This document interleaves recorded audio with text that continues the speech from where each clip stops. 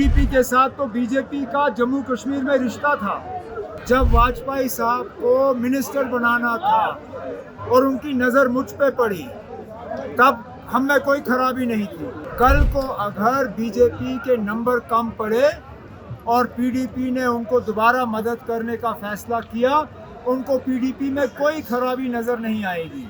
जब बीजेपी को इन फैमिलीज में से किसी की मदद की ज़रूरत थी, तब हम बर्बादी के जिम्मेदार नहीं थे।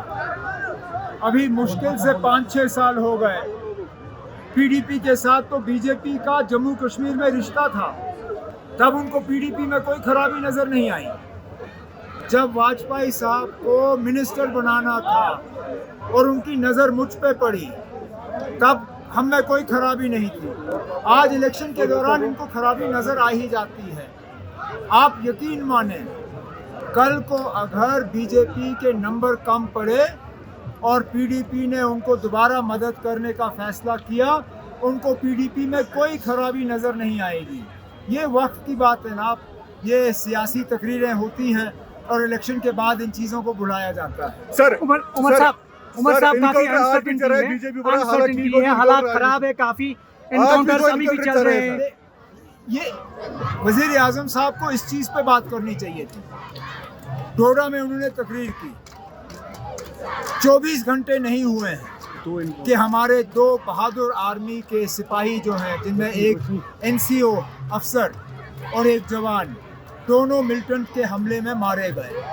आज नॉर्थ कश्मीर में एक हमला, एक एनकाउंटर अभी भी चल रहा है।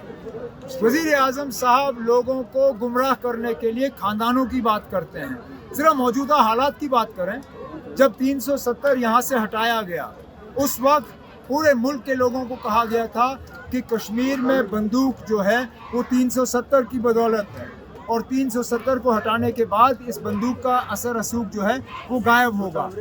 हटाने के बाद 5 साल हो गए, आज भी एनकाउंटर चल रहे हैं। उमर साहब जो मंशूर है नेशनल कॉन्फ्रेंस का, क्या आपको लग रहा है कि लोग उस पर वोट देंगे? उम्मीद तो वही है ना, उम्मीद तो वही है कि लोग नेशनल कॉन्फ्रेंस का मंशूर पढ़ के नेशनल कॉन्फ्रेंस के हक में वोट डालेंगे।